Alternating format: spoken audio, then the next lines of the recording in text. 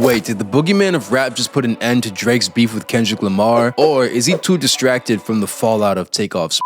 Oh man, just a bunch of BS. Unbelievable. The beef between Drake and Kendrick Lamar seems to have come to an abrupt standstill after Drake dropped The Heart Part 6.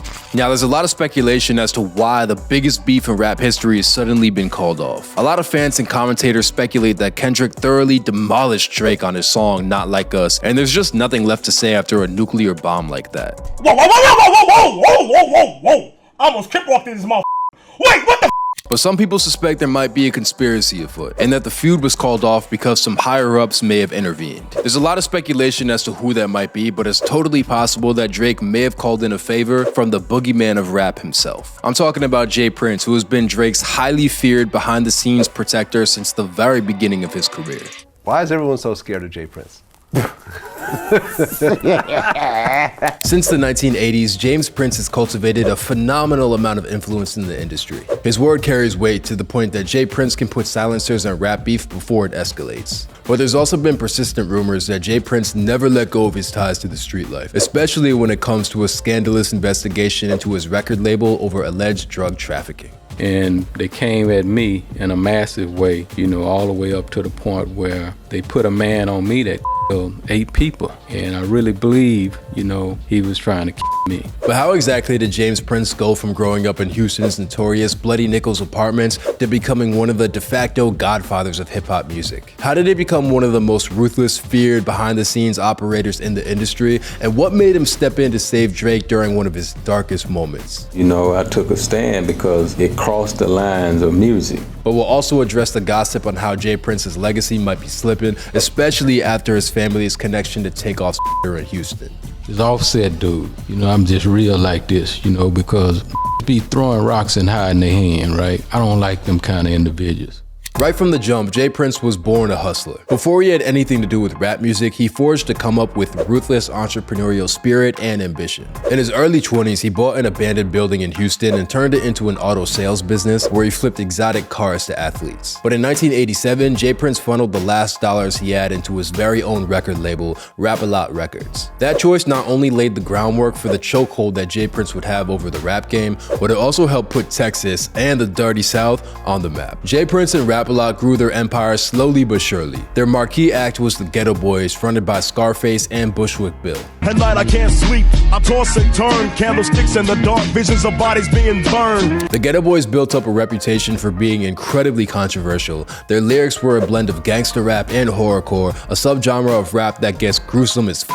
The Ghetto Boys were the type to rap about things like pedophilia and home invasion. They pushed the limit, and their lyrical content sometimes got them in trouble. I said I would punk you out and make you be my and get for a cigarette. I was talking in jail terms because that's what people do in jails. So when Geffen Records refused to release the Ghetto Boys' sophomore album, J. Prince pivoted and used the controversy to his advantage, essentially tripling their sales by making a deal with Warner Records. J. Prince built a fearsome business model. Rap-A-Lot was an indie label that released so many albums that the majors had to notice, leading J. Prince to ink a lucrative distribution deal that skyrocketed his clout. Those money moves cemented J. Prince as a force to be reckoned with, but Rap-A-Lot Records' earliest years were complicated by a decade-plus-long investigation by the DEA.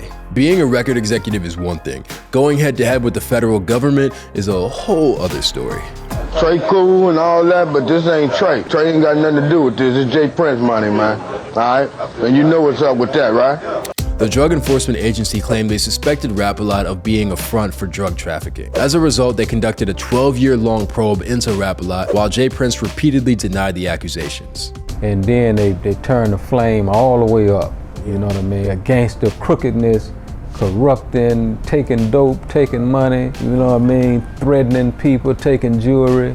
The investigation into Rap-A-Lot was controversial enough that they sparked multiple congressional hearings. The DEA would claim that their investigation yielded 20 arrests, but through it all, they were unable to find any evidence against J. Prince. In the year 2000, the investigation was finally put to bed. Republicans alleged that J. Prince arranged for the DEA investigation to be squashed by giving an illegal $200,000 donation to Al Gore's presidential campaign. Regardless of the circumstances on how the DEA investigation wrapped up, one thing was absolutely clear. J. Prince faced down the full force of the federal government for 12 years and walked away without a scratch. Years later, one of the narcotics officers who spearheaded the investigation into J. Prince was convicted on corruption charges. The DEA agent, Chad A. Scott, allegedly tried to frame J. Prince back in the day, and when Agent Scott was sentenced to 13 years in prison, Prince took the opportunity to gloat about it on Instagram. Today, he was convicted on his second trial, and now we have a chance to see if rogue DEA agents get the same time for crimes as regular people that break the law. J. Prince surviving a massive DEA investigation proves that this man is not the one to be with. But while he may have skated on charges, there's still plenty of stories out there about his rampant influence in the streets. Because beneath J. Prince's cutthroat business acumen was a willingness to get his hands dirty. Maybe one of the most famous stories about J. Prince is how he saved legendary Texas rapper Pimp C from being taken out. You know, if you see a man about to run off a cliff, you as friend, it should be your duty to tell, hey, you finna run off the cliff. And if he seemed to not hear you, then you stop him. Pimp C was rumored to be beefing with Master P, the iconic founder of No Limit Records, over not being properly compensated for a collab. But when Master P got J. Prince on the phone to get the final approval for the assassination, Prince ordered him to stand down and effectively de-escalated the situation by negotiating for Pimp C to be released. You gotta remember that Master P was one of the most powerful rappers in the South. The fact that he checked in with J. Prince in the first place only goes to show the level of respect that Prince commanded. P, you know, I always had mad respect for P. He's the type of brother that don't ego trip. While no one's ever spoken on record to fully confirm the details of the story, Pimp C's song I Know You Strapped pretty much tells the tale of an unnamed enemy having to check in with Houston in order to carry out a hit. Behind the scenes, J. Prince earned a reputation for being the person who can make some moves quietly with the utmost discretion. There's been numerous instances where a rapper or someone loosely affiliated with J. Prince has been robbed, only for them to get their belongings back painlessly. In March of 2019, Almighty J had his face slashed and his Rap-A-Lot chain stolen while in New York City. In response to the situation, J. Prince put out a word that he was dissatisfied with the artist being attacked, and even said robbing Almighty J for his chain was like robbing a piece of meat. And that warning was all it took. Almighty J's cash and stolen jewelry were returned to him as an olive branch to J. Prince. The same thing happened to former Rockets player Steve Francis, who had his diamond chain snatched at a show in Houston. J. Prince intervened, made a call, and personally delivered the stolen chain back to Francis. That's the level of clout that J. Prince lays claim to. One phone call is all it takes. And the crazy part about all this is, that's just the stories that we know about. But if you really want to know about J. Prince's lasting influence on the rap game and his so-called mob ties, look no further than his relationship with the biggest rapper in the game.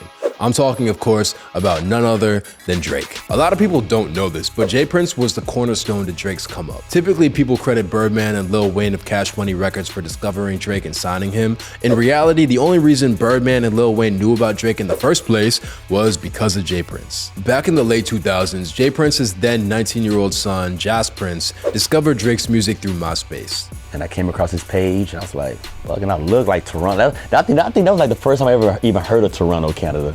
J. Prince helped broker a connection between Drake and the Cash Money camp, which led to Drake being signed. As a result, J. Prince is listed as an executive producer on multiple Drake albums and an early investor in his success. J. Prince's hand-on involvement in Drake's career also meant that J. Prince is the final boss who Drake can call whenever he has an issue.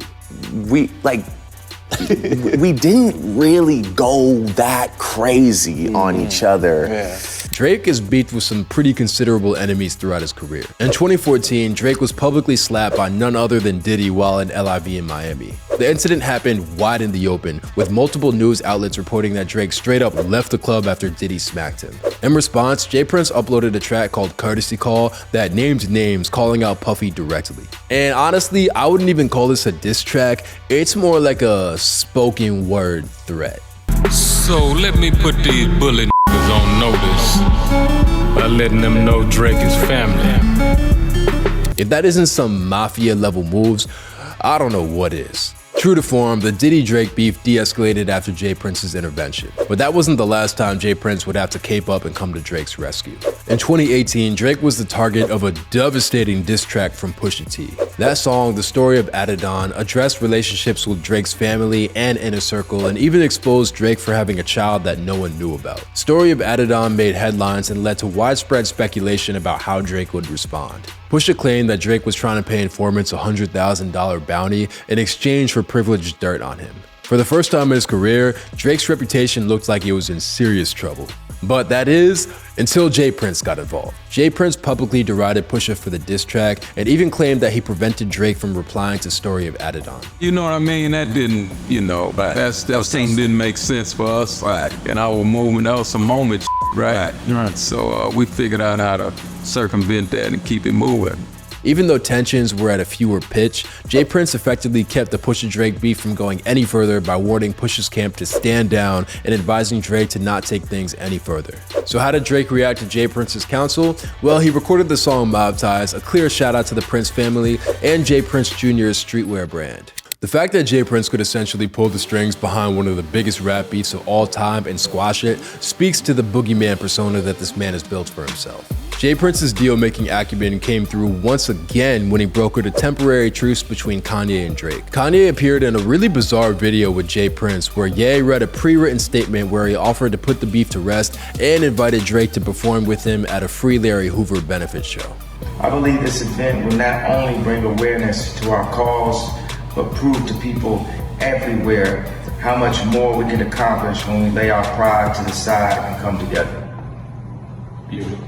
I don't know the last time I've seen Kanye be mellow enough to actually read out a statement without wearing off script. J Prince might be the only person to ever get him in line. The weirdness of the whole thing had fans joking that it was a hostage video and that J Prince had essentially threatened Kanye into squashing the beef. And sure enough, J Prince brought Ye to Drake's house to pose for a picture. The Free Larry Hoover show featuring both rappers actually happened and was a rare show of unity between two superstars who have been feuding for years. So let's get this straight. This man openly threatened Diddy, apparently saved Pimp C life, squashed the whole Drake Pusha beef, and put the notorious uncontrollable Kanye under control. That's power. But most recently, J Prince's legacy has come over serious scrutiny, all because of an awful tragedy that took place in the early morning hours of November 1st, 2022. And now to that breaking news from the music world. NBC News has just confirmed Takeoff, a member of the popular rap group Migos, has died. That night in Houston, Texas, two members of the Migos, Quavo and Takeoff, were riding around with J Prince's son, J Prince Jr., fresh off of celebrating J Prince Sr.'s birthday. During a dice game outside a bowling alley, Takeoff got into an argument, things escalated, and all of a sudden, gunshots rang out. Takeoff was hit multiple times and pronounced dead at the scene. While the Houston police chief stated he didn't believe Takeoff was the intended target in the shooting, J Prince's tenuous link to the situation only complicated matters. His son was by Takeoff's side when the gunshots went off. Video footage of the shooting went viral, with fans pointing out that J Prince Jr. stepped around Takeoff's body after he was shot and left the scene. J Prince released a statement offering his condolences, but the matter was far from finished. Some fans pointed blame at J Prince himself. As an OG and well-spoken gatekeeper in Houston, people speculated that he failed to keep Takeoff safe. J Prince fired back in a way that was pretty out of character for him. He appeared on the $1 Million Worth of Game podcast where he claimed that the Migos had a snitch in their inner circle and openly attacked Offset, who at this point was estranged from the Migos for not being there with Takeoff in his final moments. I'ma just say this to you. Don't never put me in no position where I have to defend myself. Until this point, J Prince was notorious for putting an end to beef, but now he's appearing on podcasts, instigating a response from Offset while Offset was grieving Takeoff's death. If J Prince wanted a response, he sure got one. How dare one of y'all niggas even speak on me and Tate relationship? I don't know you a can of paint. Y'all going off of he say, she say, I said this. Call my phone, homie. J Prince responded again, implying that Offset was a media calling him a clown and asserting that he only deals in truths. The whole back and forth between Offset and J Prince was pretty uncharacteristic for a guy who usually only comes out the shadows once in a while. On social media, chatter started floating that J Prince was overplaying his hand. Not only did he fail to keep Takeoff safe, but he was exposing himself in a way that he never had before. A lot of the mystique that J Prince managed to create over the course of decades was undermined, and his influence almost looked diminished. J Prince even tried to take credit for giving protection to both Offset and Cardi B in previous years, which both of them denied. Wack 100 even stepped in to refute J Prince's claim that he gave Cardi protection from the Crips in LA. All around, the situation just looks extra messy, which again is weird because that's never been J Prince's style. For someone who's made a reputation for moving in absolute silence, his willingness to go back and forth with Offset and get called out by Wack 100 definitely feels different. It's possible that J Prince was so rattled by Takeoff getting killed on his family's watch that he simply wants to try and save face. Maybe he's trying to protect his son's reputation. So the question on a lot of people's minds is J Prince's chokehold on the rap game slipping, or is Offset playing with fire for being the only rapper out there willing to confront J Prince over Takeoff's passing? J. Prince is still one of the most well-connected moguls in hip-hop. His influence extends far beyond music. I mean, this man was one of the first people to manage Floyd Mayweather. Whatever people say, this guy is certified. Honestly, you'd have a hard time naming another businessman who's able to flex their power openly and effectively scare people, both rappers and criminals, into doing exactly what he wants. So my advice, don't play with J. Prince. You do not want this man after you. Believe that.